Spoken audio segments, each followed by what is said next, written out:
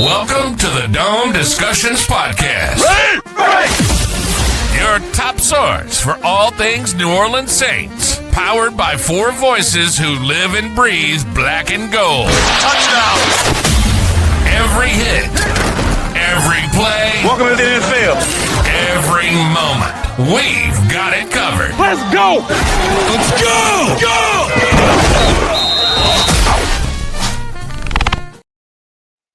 Hello, everyone. Welcome to the Dome Discussions Podcast. My name is Caleb Yacarino, and I'm joined here with Drew Collings. So today's episode is only the two of us, but we have a jam-packed episode full of fun things. But we're going to start with the biggest Saints news of the week, and that was Demario Davis's comments about his future with the team. So Demario Davis went on Kay Adams' show, and when Kay Adams said, hey, and Kay Adams is always kind of a Saints fan, but kind of not, she asked Demario Davis, like, hey, when are you going? How are we going to get you back on the Saints? Like, because he's a free agent this offseason, how is that going to work? And Demario Davis comment right after was a little bit of a pause. And then he said, yeah, I'm coming back to the NFL. I'm coming back to the NFL. And he kind of starts laughing during it. And then Kay Adams is sad, very sad during it. And he was very non-committal during the after that point also. And it just never felt like, hey, yeah, obviously I'm coming back to the Saints. So I just want to first get your opinion on that, Drew. Yeah, I mean, it's definitely concerning for Saints fans. But at the end of the day, I believe it to be more of a contract talk and a way of showing that up. If he says, I'm going back to the Saints 100% right now, like Cam Jordan, there's nowhere else I'm going. Mickey Loomis, being a smart guy he is, he might try to get him a low contract while keeping his options open will just drive up the price. So he's coming back 100% confirmed, but maybe not to the Saints. However, I think it's very likely that he will. The two sides just have to knock out a contract. I doubt a lot of talks have been made yet. From what it sounds like there, maybe some have, and they did offer him a really low contract. But when push comes to shove, I think the Saints will budge and give Demario a pretty good contract. Yeah, and if Kyle was here, because I was talking with Kyle about it when the news broke, if Kyle was here, he would 100% agree with you. He's the same person that kind of talked everyone off the ledge and was like, hey, it's probably just contract talk.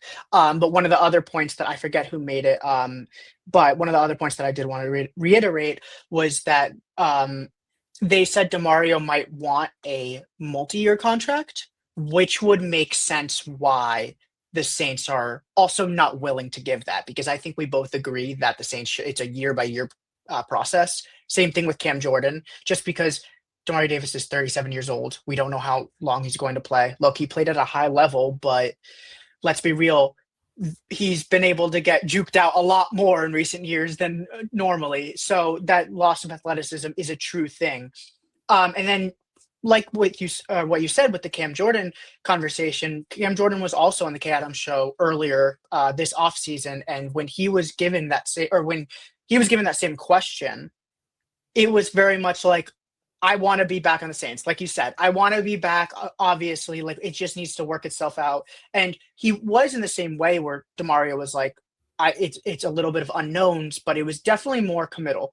He was committed to the Saints. And again, as you said, it could be a ploy, but it definitely it broke my heart a little bit because of a time where Demario Davis is not on the Saints and playing for another team is a weird time I don't want to be in. Like, it's definitely weird. I get it going into the future, but he's so important for the locker room. He's so important for the defense. He's arguably, besides Chase Young, the best defensive player the Saints have. So it's going to be a massive loss. And let's be real, and we could start having that conversation also.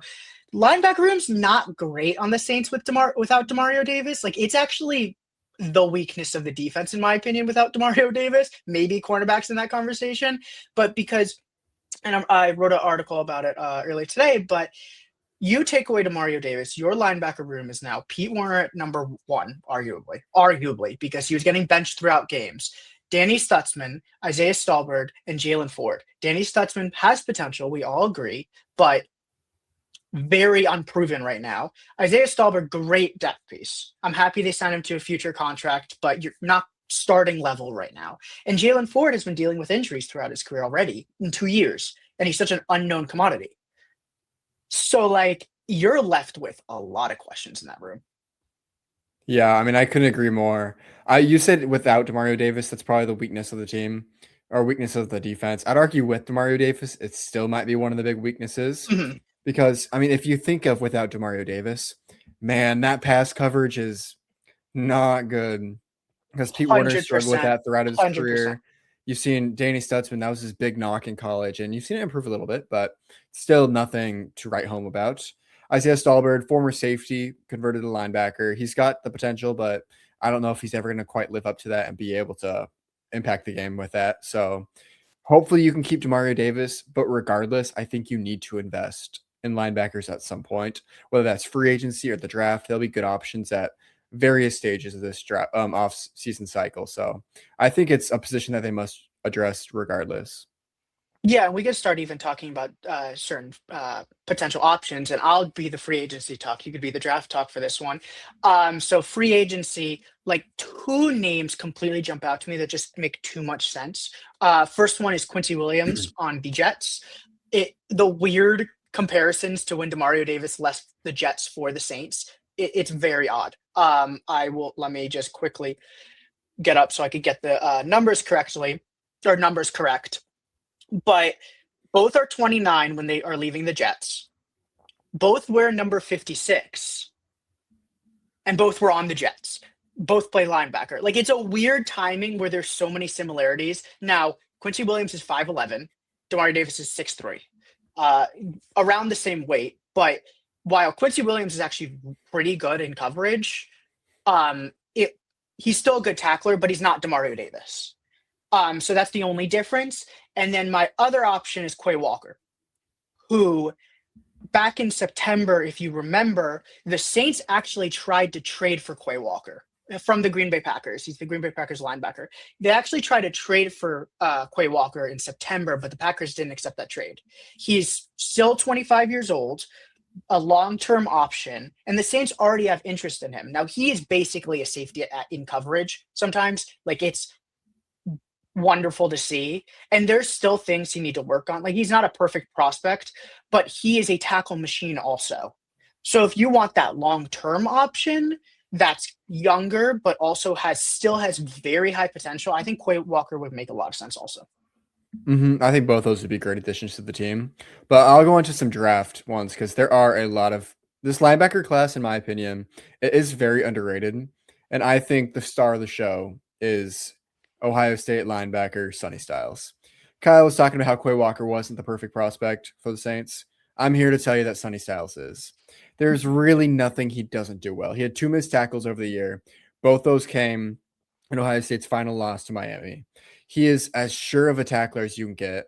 Former safety converted to linebacker, yet he still has really good size at 6'5", 243 pounds.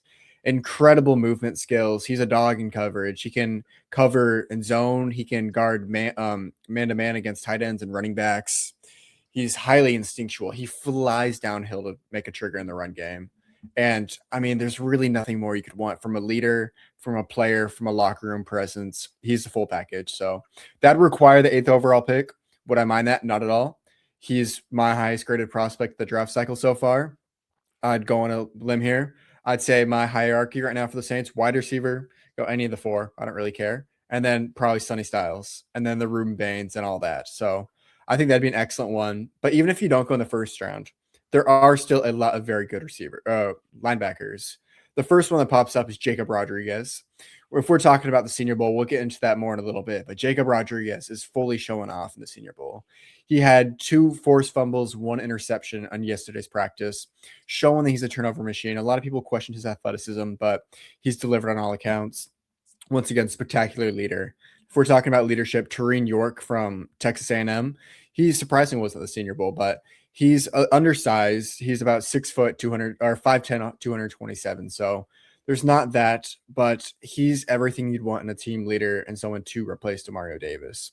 Great against the run, has shown some potential in coverage. I like him as an option. Then one more I'll bring up. There's a lot more, but just the one more to mention is Kyle Lewis, the linebacker from Pitt. He was kind of an unknown commodity heading into the Senior Bowl, but he's another guy who has just stood out in every aspect. In one-on-ones, he has played outstanding man coverage on tight ends and running backs.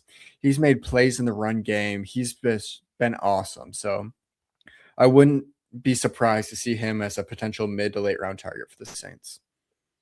Yeah, and and we'll start getting into the Senior Bowl talk, because if you did not know, the Senior Bowl is currently underway. At time of recording this, we are on day 3 of practices, and it's been very fun. And if you thought the Saints weren't going to draft any Senior Bowl prospects, let me tell you something. They besides the first round pick, it might be a full Senior Bowl draft. There might be at least, I'd say the line is like 4.5 plus of how many Senior Bowl players they draft. And I'm taking the over. Because the Saints have, I forget the number right now, but I think 7 coaches in the Senior Bowl this year. They have Mickey Loomis spoke about it. I think it was Mickey Loomis or Jeff Ireland spoke about it yesterday, that they are focusing on scouting the national team, so that because they trust all of their 7 coaches on the American team to do their scouting there and get all the information there. That is the best draft process you could have for the Senior Bowl. And if the Saints already loved the Senior Bowl before, they're going to love it this year, because all their positions of need also are in the Senior Bowl. It's insane. All the standouts fit the Saints perfectly. And we'll get to that more.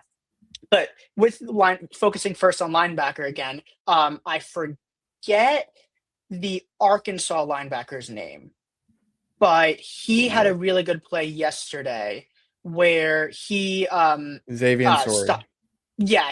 He completely blew up the run. And then the Oregon linebacker, I think it's Bryce Buttinger. Yeah, yes. Former baseball player. He's great. I think he was like drafted the Astros in like the 13th round or something. I saw that. He's also having a great, like, there's so many great performances that we'll talk about, but he's also another linebacker option. But again, speaking about the Senior Bowl, we could kind of talk about our standouts so far, because again, there's been 2 practices so far, which it's pretty good that we get to have those 2 practices in mind, because you have 1 practice, you kind of like, yeah, there's good standouts, but they might not do it at day 2. But once they do it twice, you're like, okay, we need to really take note of this. So Drew, who are some standouts? Let's start with offense right now. Okay, offense. In my mind, one player stands alone as having the best Senior Bowl so far, who's raised his stock the most, who's flying up draft boards. He was literally unknown of heading into this. Shine at the American Bowl. John Carroll wide receiver Tyrant Montgomery. He obviously had some draftable grades from scouts because he was invited, but everyone was shocked to see him make the list. But a D3 athlete has been absolutely shining. He's been nearly unguardable. There was a clip on day 1 of him against Colton Hood, Tennessee's cornerback, he's a projected top 15 pick by some analysts. And he absolutely torched him on a curl route. Colton Hood probably was 10 yards back there by the time he turned around. And he's done the same thing against San Diego State cornerback Chris Johnson, who's also viewed as I love Chris Johnson. Yeah, he's viewed as a first-round pick by a lot of players, but Tyrone Montgomery has just torched him. I think you're talking about a guy who was maybe a 7th-round pick, maybe a priority UDFA heading into the Senior Bowl, heading into Mobile. And I think now he's a day 2 pick. I think he's someone that scouts are going to see. They're going to see the size. He doesn't have great size, but he's got formidable size. Going to see the speed, going to see the suddenness, going to see the quickness, going to see the hands. And they're kind of going to fall in love with him. I think he's had a meteoric rise, and I don't think there's anyone in this event that's raised their stock more. Yeah, and I think the one-on-one events are always kind of scary, because mostly for cornerbacks and for scouting wide receivers, because wide receivers tend to always look good in the 1v1s. It's harder for cornerbacks. I remember Quinyon Mitchell 2 years ago looked outstanding in 1v1s, and that's why he went to the Eagles. When a cornerback looks outstanding in those drills, it's insane. And like, they are jump up draft boards. When a wide receiver looks great, you need to understand what they look great at. And that's kind of my thing with Tyrone Montgomery, because he's not just beating corners, but he's also outrunning some corners. He's juking out corners, and he's also catching the ball over them. And it's like, he's doing every single thing correct. And that's where he has just completely changed. I mean, not changed my mind, because I didn't know who he was, honestly, going into Senior Bowl. But now I definitely know who he is. Sad thing is, and bad news, he is a Falcons fan. So I did learn that. He is a Falcons fan. It's all right. Yeah, convert him. It's fine. But focusing still on offense, and I'll start with wide receivers. Why I forget his name, and Ted. Ted Hurst. I was going to bring him Ted up Hurst. next. Yep. I knew you were going to talk about Ted. him. Okay, so I was messaging Drew before Senior Bowl, and Ted. Once I saw Ted Hurst, I was like, "Whoa, who is this guy?" And he has drop issues. That's like the number one thing. I'm pretty sure is his drop issues. But if you want a mix of size, speed, route running, he's that. And he is having an excellent Senior Bowl. And he had just a one-hand catch. I think it was on day one. That was incredible. So he's one that I wanted to talk about. And then Virgil from Texas Tech is also just always open. It seems to be the quarterbacks. I think he's on. Is he on the American team? I think that's right. Let me look it up. I Is he on think he national team or is. American? Whichever Virgil's on quarterbacks national, yeah. he's on national. The quarterbacks on the national team love him. He is clearly a favorite target, and he's someone that's now on my radar. And then a person that was on my radar that I wanted to really focus on going into Senior Bowl was Josh Cameron, from Baylor. It's Josh Cameron, right? There's so many names in my head that I'm messing. It Yeah. is. Josh Cameron from Baylor. He wears 34, so it's a little weird on a wide receiver, but hear me out. He's not going, and one of the things that is a gripe of mine is he's not beating wide receivers, just like he's very much getting stuck with, or beating corners. The corners are definitely sticking right with him, but my goodness, he makes every catch. The ball gets thrown to him and he just secures it every time.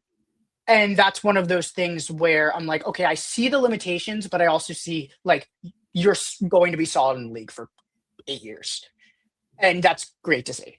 But my offensive standout, going away from wide receivers, is I am blanking on every name today. I'm not going to lie. Is it a tight end? I think I know who you might be. Nope. Oh. It is an offensive lineman. Max Ianagor? Nope. Georgia Tech. Oh, Keelan Rutledge. Yeah, dog. Keelan Rutledge. Okay, there you go. Struggling with names today. Keelan Rutledge, my goodness. And hear me out again when I say this. He reminds me of Trevor Penning's hatred when Trevor Penning hated defensive linemen. He's a football player. That's what Rutledge is. Like, and he's a better offensive lineman than Trevor Penning. I'll just say that right now. Like, you see the vision right away. So much more developed. He hates defensive linemen. He will throw them on the ground, fight them through the play.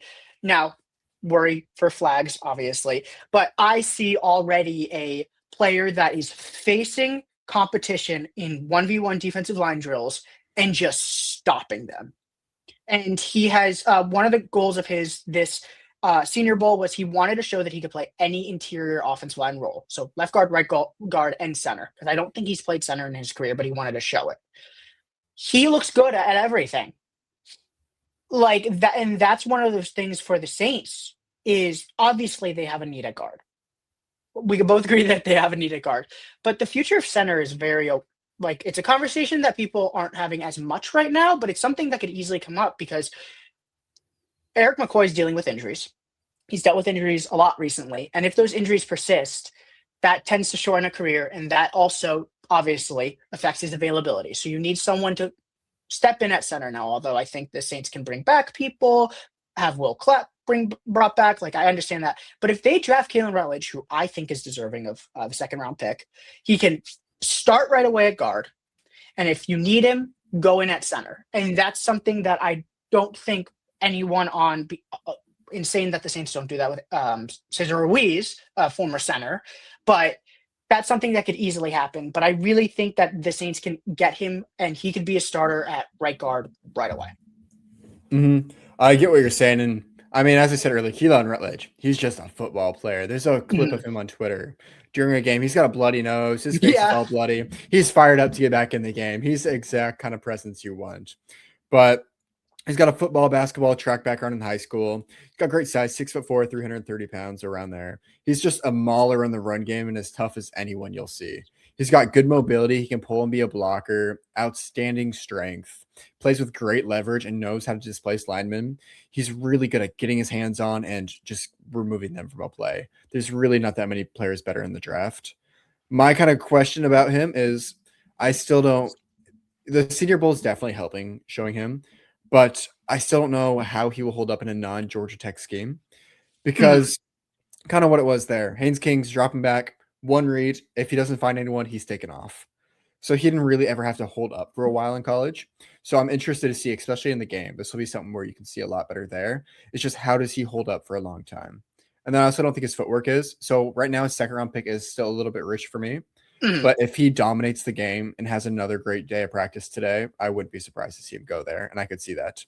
Then there's another guy you mentioned earlier that I don't think you gave enough love, and I wanted to talk about it more, and that's Ted Hurst. I mean, he is my wide receiver 9, but even before the first practice, he already stood out. Because you mentioned the drops is one of his major issues, which it was. But another one was his frame. He's 6 foot. He was measured at 6'3", 195 pounds at Georgia State. He weighed in at 207 pounds this week, which is exactly what you want to see. An extra 12 pounds is absolutely perfect for him. And he's been showing that he didn't lose any of his explosiveness. He ran a laser 4.51 40-yard dash this offseason, so he's got formidable speed, got good hands, just struggles with drops at times. But you saw with, I believe he made as you said, the one-handed catch in the end zone. That was just spectacular. That got him to rise up a lot of draft boards. And then I wanted to mention 2 more players before we get to defense. We kind of just keep going. I didn't have these guys in my mind, but like as we're talking, as I'm looking through the roster, I'm like, No, I had the they same deserve thing to be happen to me. mentioned. So the first one, his name hasn't been floating around that much, but he's had some really good routes, and that's Boston College receiver Lewis Bond. This is one of my favorite guys in the draft. I have him as my wide receiver 8, so I'm a huge fan of him. But he's just this route technician. He'll be in the slot. I don't think he'll play X, but he'll be in the slot. He's uses tempo really well, great in and out of his routes. Just no one's ever heard of him because he's from Boston College, the 2-10 team who couldn't really do anything. So I think he'll be a big riser. He was my pick to win Senior Bowl MVP. So we'll see if that comes true. And then one more is Notre Dame wide receiver Malachi Fields. You knew he had a huge catch radius, 6'4". I don't know what his exact measured in weight as. I can look it up quick. It's 6'4", 218 pounds. He's got long arms and he can make some highlight reel catches. I mean, he's shown it off this week multiple times where he's making diving catches. I believe it was from Taylon Green. Threw him a deep ball. He showed off the tracking skills and made an incredible diving catch. And that's not the only instance of that in his film. I mean, you've seen it time and time again. I forget what team it was against. I think it was Pitt. But he went up one-handed in the middle of the field, came down with it, and it was just a spectacular play. So he'll have those highlight level plays from the X. And I think he's got good speed. He's a really good blocker. He's sometimes a little bit stiff running routes. I don't think he's the most fluid route runner ever, but I really like Malachi Fields, and I could see him sneaking his way into round 3.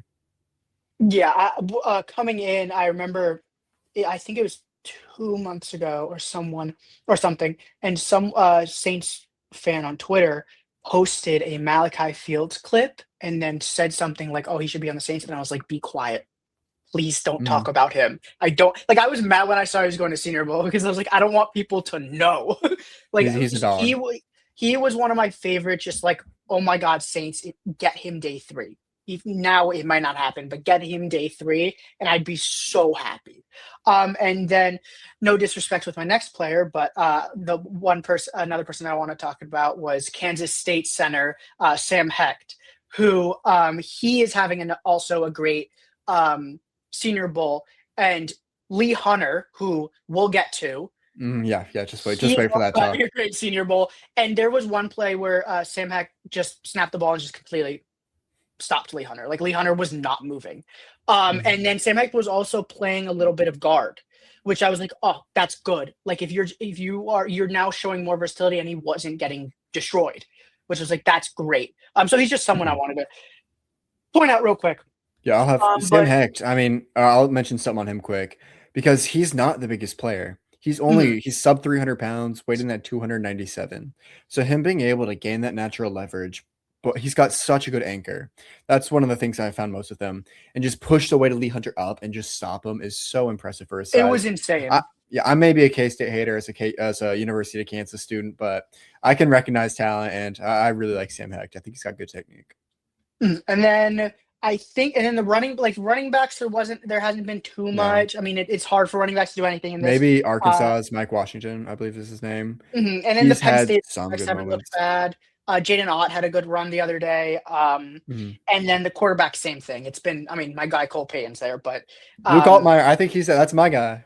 I think Luke Altmaier's had a pretty decent week. I mean, I don't think he'll ever be a starter in the league. My yeah. comp for him is Taylor Heineke. I think Mhm. he'll be a backup in the league for a long time, but I think that's a required thing. I think that's a really good thing. If the Saints trade Spencer Rattler or draft Luke Altmaier, would not be mad about that. But I think And he's shown his processing really good. and then I was watching Todd McShay's podcast the other day or yesterday, and I think he noted that Garrett Nussmeier is starting to get away from the pack a little. Like Mhm. he's starting to rise a little bit, which Which is good to see. not surprised. I'm not surprised in any way, shape, form, and he's still injured and somehow Yeah. still getting hit at Senior Bowl. By the way, Yeah, that's funny. Like he's been even still at getting hit. he can't get away from it. Like no matter It's where so he bad. goes. It's so bad, but he's still not fully healthy, and he's already rising up draft boards. So LSU and Saints fans, that's Just need also to good news. 'Cause separate him I from also Brian Kelly. I mean, he had him on a leash. Like that coaching job was just also went to abysmal. LSU. We're not here So for LSU talk, but we can talk about it. Like that was a terrible coaching even the job, LSU terrible wide, and culture. we didn't even talk about the LSU wide receivers who are also having a pretty good Senior Bowl, and they were. And as an LSU fan, I'll say like they could have been much better this year, but Mm-hmm. bad coaching. Yeah. Very Going away bad from coaching. that, now defensive time. Who are some defensive prospects that are standing out for you? There's a lot. I'm gonna get to one, and then I'll There's let so you many. because I know you'll want to talk about him. But I mean, there's no other answer than Lee Hunter, the defensive tackle from Texas Tech. And he didn't get a lot of love during the season because he was kind of behind David Bailey, who I'm out on in this draft cycle. No. And Romello Height. He was really stuck behind them and didn't get a lot of shine, but you saw him stand out against Oregon in the playoffs. He had some amazing plays from the get-go. But during the Senior Bowl, he's from Mobile, Alabama. He's about 15 minutes away from his house. And he has been absolutely and utterly dominant in his hometown. First off, he's a Saints fan. Just mention that. Future Saint. We like that. But Lee Hunter, I mean, in the run game, he's been so disruptful. He's got, I believe he's 6'3", 330 pounds. I could be wrong. I can pull up the measurements from the Senior Bowl in 1 second. 6'2" or 6'3", 320 pounds. Yes. So someone at that size should not be able to move the way he does. He's got an outstanding first step and can consistently beat defenders to their spot. He's so disruptful in the run game. When you pair that speed with his power, he can get under the offensive lineman and really just bull rush them and walk them back. The one clip, I think the only time he was blocked was against Sam Hecht, where he got the leverage one time. But against the run, he's just stellar, and he's shown some ability while pass rushing. He still needs to develop a pass rush plan and some moves, but I mean, he's rising up draft boards. He was a first-round pick in Daniel Jeremiah's most recent mock draft, went number 22 to the Chargers, but I wouldn't be surprised if he kept rising. Yeah, and actually my favorite thing it sounds kind of backwards, but my favorite thing with Lee Hunter is how much he struggled in the 1v1s because he did struggle. It was weird. Like he was such a disruptor during different practice times, but during the 1v1s during the offensive lineman, he kind of struggled in day one. And the coach kept saying, like, get under his pads, like you're standing way too tall. And it happened twice in a row. And Lee Hunter just kept taking everyone's spot because he's like, I need to do it again and again and again, which I love. But then he listened to the coaching and did what the coaches said immediately. And I was like, okay, you are now showing you're coachable, which you can't say about every player. Mm-hmm. So you're now saying there's already a path where you could improve. Like that's insane. Like at first when I saw that, I was like, okay, that's a little like concerning. And then he switched it. I'm like, oh, okay, that's amazing. It was And all maybe part that's of what his happens. plan. He had to All show part of he it. was Yeah, coachable. yeah, he showed did it the on dominance. purpose. He just had to show that. He did it on Tactical purpose. messing up. So I wanted to then, sticking with the defensive line, I want to go now to the edge rushers because Yep, you're gonna steal my guy. goodness, the edge rushers in this year's Senior Bowl are something.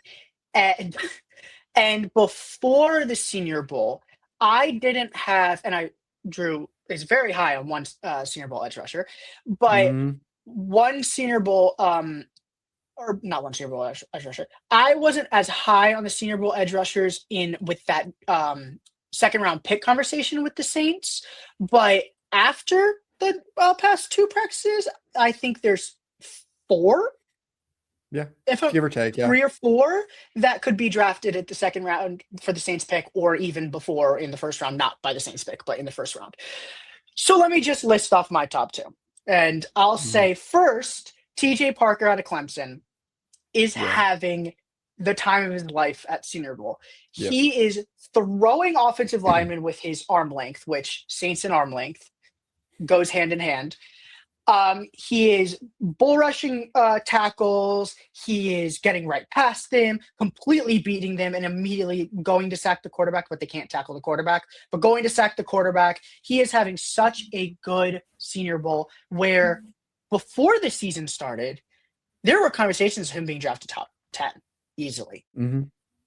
Or before Senior Bowl started. Before the season started, I forget which one I said. He was supposed to be drafted around top 10. Then they kind of had Clemson had a very disappointing season. Production dropped for him, which he actually addressed. And he said that offense just gave him way more attention. Like, we're going to stop Parker no matter what, which is good because he should have more leeway or free space in the NFL. But that production dropped, and then TJ Parker's stock was kind of a day 2 pick now. But it was around that 3rd round range. It's no longer around that 3rd round range. It is 2nd round or above. I think first is where he's going. Where? I think first is where he's going. It could I'd be surprised happen. to see him drop. I'd be sad, but it could easily happen. And then the next edge rusher, which I'll give it to you, is Missouri's Zion Young. And I was putting people on. I was trying to put people on. For months. I have been banging the drum. Zion Young's a beast. Zion Young's a beast. So happy to see him go out at the Senior Bowl. Just to put it in perspective, Zion Young is my edge 2, just behind Ruben Bain. I think he's a first-round talent and someone who we could. I'd like to say I feel very weird praising a Missouri and Kansas State player this high as a Kansas fan and a Kansas student. Like, those are the 2 rivals, but like, oh, I love both of them. Zion Young is genuinely so good from really every aspect. I call this edge rusher group, it's really good, but I think this year's class is very specialized. And what I mean by that is that players will either thrive as like a DPR role, as someone in the pass rush. For instance, your Romello Heights, your David Baileys, who are outstanding pass rushers, but they may not be able to hold up well in the run game. Or you have your run games who may not be able to give you that much 3rd down impact.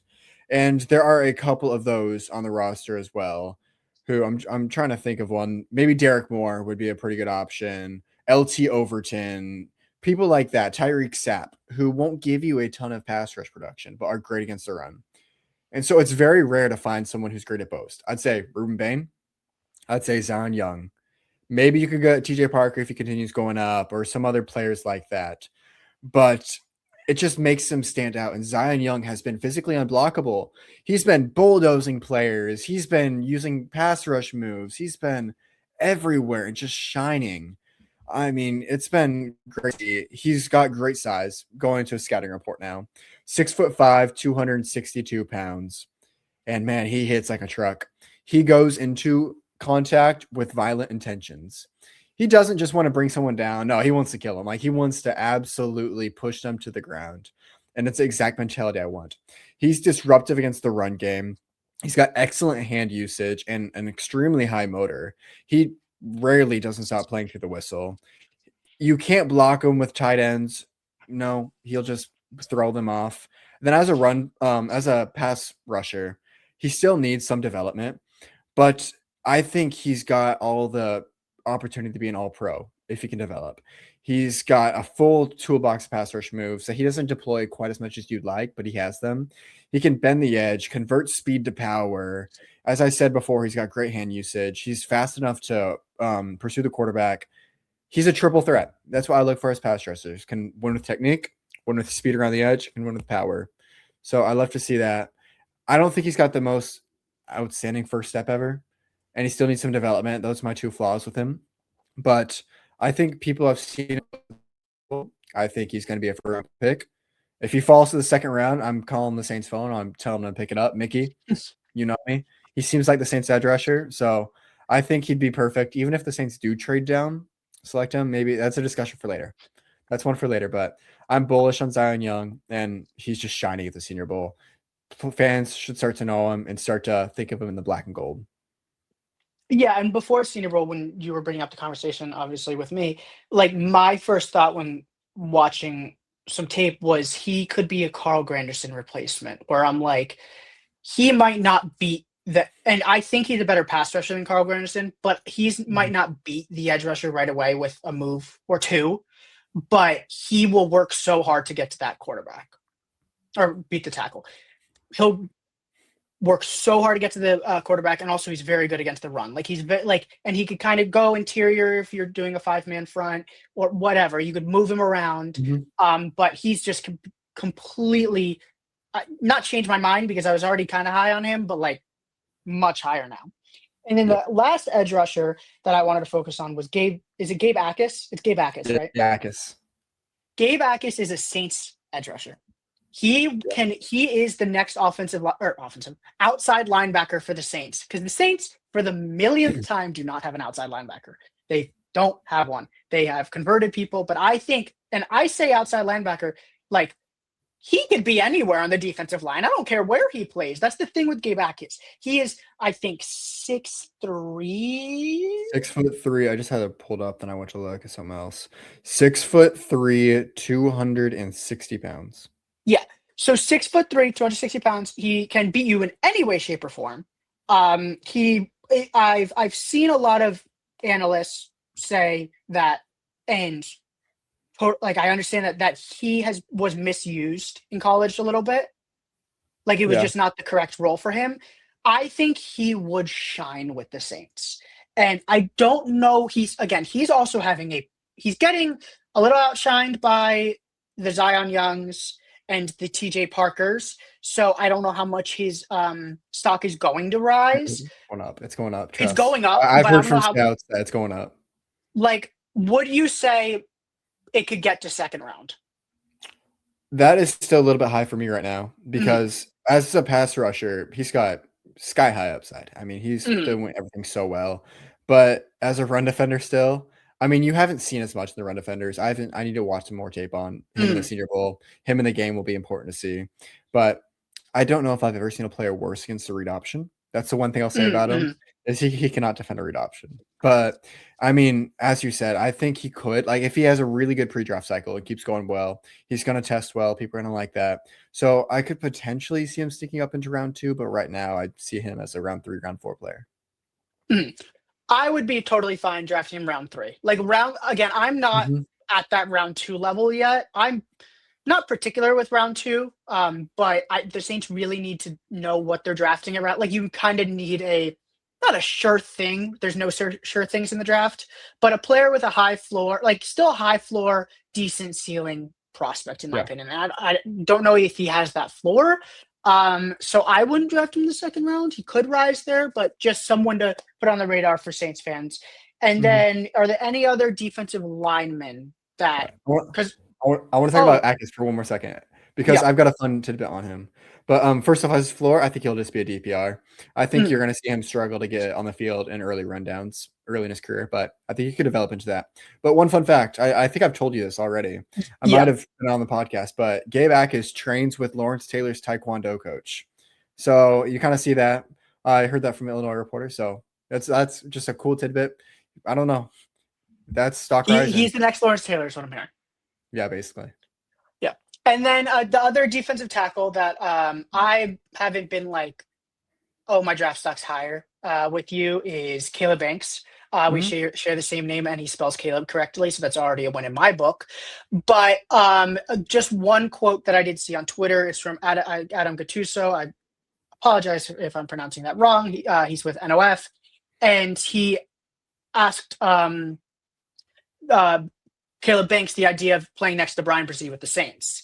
And his quote was definitely, it would definitely be nasty. I think that'd be generational, honestly. I just love that quote. Like, because also, again, back to Tom O'Shea, I've heard that like Caleb Banks is the biggest shit talker of all time. Like he is just like saying everything, but demands respect in a locker room.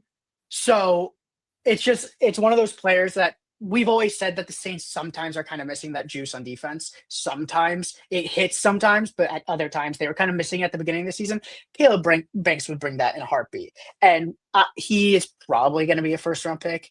If he drops, I can see the Saints wanting him at 40. So not really in the radar, but that's another person I want to talk about. Yeah, I'll bring up another one. We kind of mentioned him at the start of the episode, but I think he still deserves another nod in this kind of segment, and that's Jacob Rodriguez. We mentioned him as potential Demario Davis replacement, so I'm not going to go on him for a while, but he's continued his elite 2025 season where he finished 5th in the Heisman voting, and he's just been outstanding. He is similar to what he was at Texas Tech. He's everywhere on the field. He's shown his leadership. He's being the team captain, and you just love to see it. He's someone whose stock is rising a lot. Yeah, and the one thing I also forgot to say about him is that when they did, I think I messaged you right away when they did the running back blocking drills and all the linebackers were blitzing and the running backs were trying to block, which is very hard for the running backs. And Jacob Rodriguez legitimately looks like a pass rusher. Against the running back. And it was insane. Another thing about Jacob Rodriguez, he was a quarterback. He was a quarterback. He was a wide receiver. He was a tight end. He was everything on offense. So that kind of, it explains that understanding of him dissecting offenses and being able to just really thrive. And then I don't think there was any other linebackers I wanted to talk about, but I did want to talk about defensive back Bud Clark. Yeah, that's exactly what I was going to bring up next. Yep. What a day he had yesterday. Yeah. My goodness. Bud Clark out of TCU, he looked like he was great tackler. All I wrote was Bud Clark, my goodness, big day. I forget the first play he made. But it was a pass breakup on Tyrone Montgomery, I think was the first one. There might have been one before, but that's kind of the one where it kind of stood out. And I'm like, okay. If I'm not mistaken, I think he picked the ball off or something. That's probably, yeah. It was one of those plays, but it was just they followed each other and you're just like, what is happening? And he has completely just jumped onto my board.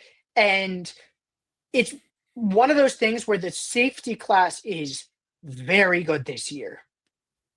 And it kind of brings up that conversation with Caleb Downs early. And it's like, okay, are you going to draft it? Because the running back class is good. I know you have Emmett Johnson and everything. The running back class is good, but that's kind of like, I think why, and this is a little off the Senior Bowl, but I think it's important just with the draft in general. It's kind of why Jeremiah Love has been able to really hold that top, like near top pick conversation is because the running back class isn't that exceptional class.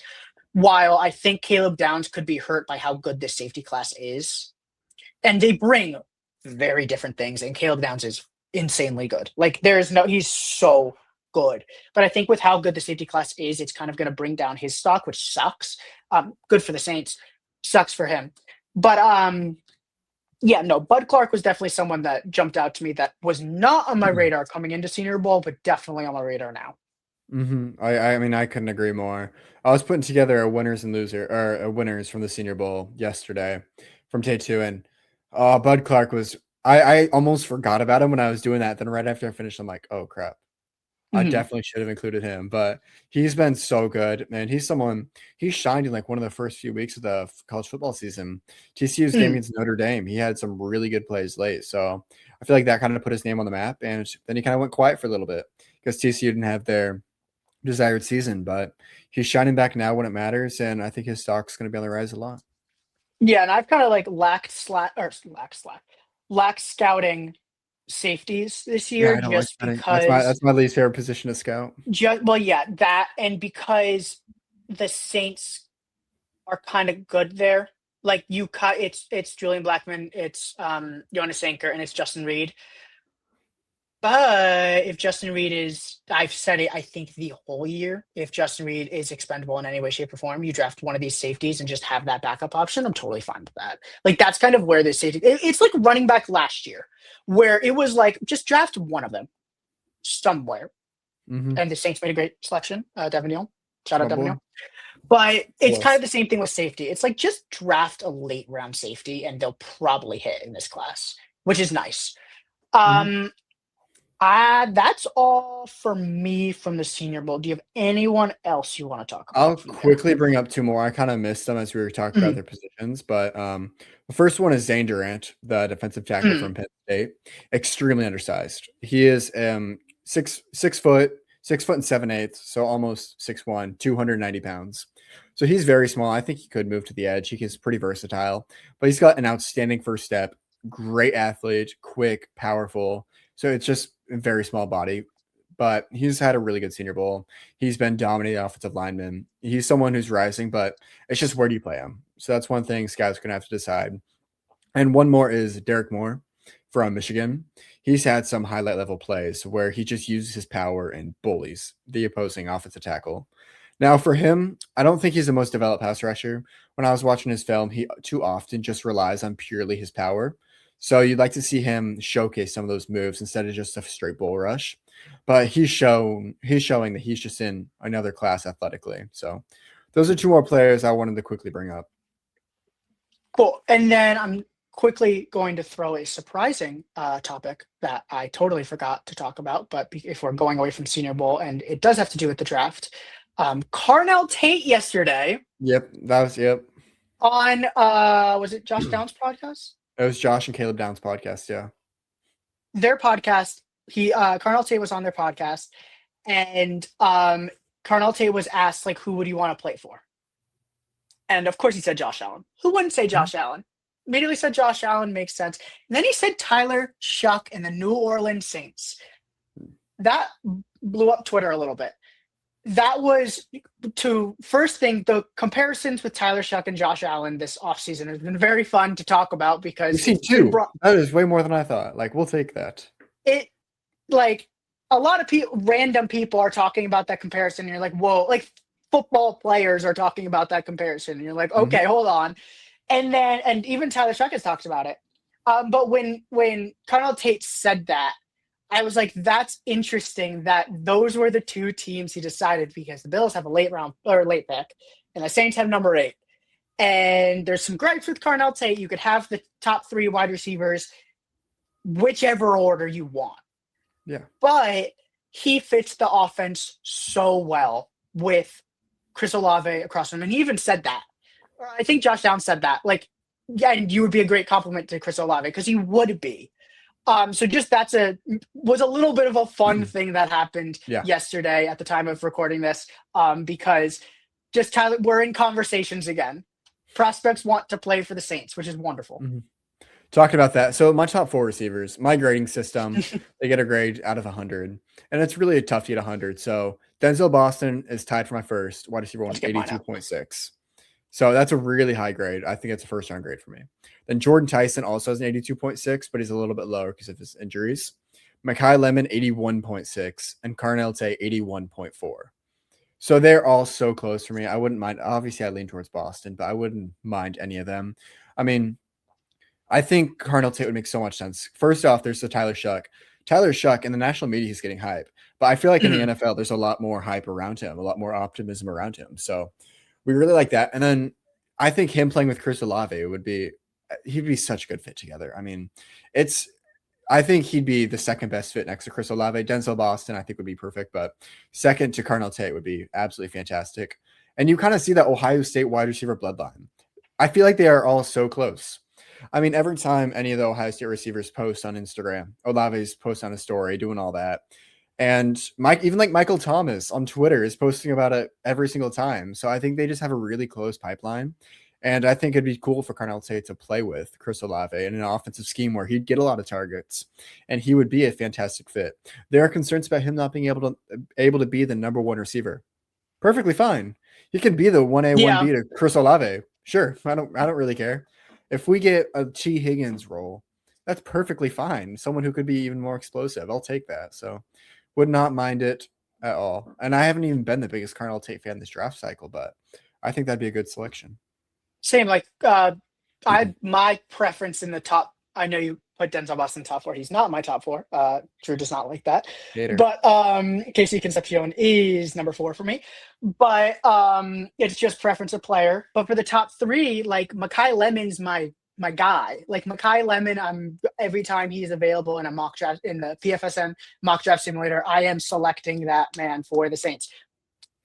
But I also understand how good of a fit Carnell Tate would be on the Saints because he's not going to do what Devon Vele does. He's not going to do what Chris Olave does, which is exactly what you want because those would be your three. And if you can have those three going into the season with a fixed offensive line, an added running back, maybe an added tight end, what is stopping the offense? Injuries. Injuries are the only thing stopping the offense, which you can't control sometimes. Yep. So, yeah, that was just a little bit of a fun thing on Draft Talk. But unless you have anything else I got one more thing. You saying there you go. That possible wide receiver group just got me thinking.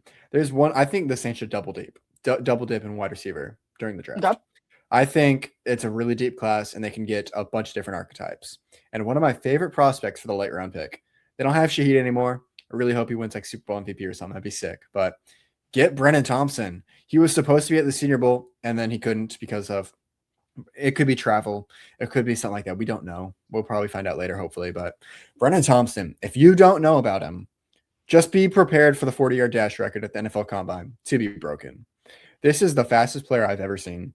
He ran a 10.22 100-meter dash in high school, which is genuinely absurd. Like, I'd say under 11 is a really good benchmark. Like, you're very fast if you can get under 11. And he nearly got 10 flat. So he is insanely fast. He'll burn defenders consistently on the field. If you don't have a safety helping him over the top, you like it's over. If a quarterback can just deliver the ball to him, which Blake Shapen at Mississippi State, he couldn't sometimes, but I mean, Brennan Thompson is so good, and he filled that Shaheed role perfectly. So I think if you get like a Carnell Tate, get a Denzel Boston, get a Mekhi Lemon, get someone like that, get a Jordan Tyson. You have Chris Olave, you have Devon Vele, you get Brennan Thompson later. I think you're looking great offensively. And I'll throw Colin Lacey out of Louisville in that conversation also, who's just a speed threat. Yep. But besides that, I think we have no more draft talk right now. We're definitely going to have more draft talk and free agency talk and everything around the Saints for the rest of the offseason and beyond. So thank you for watching today's episode.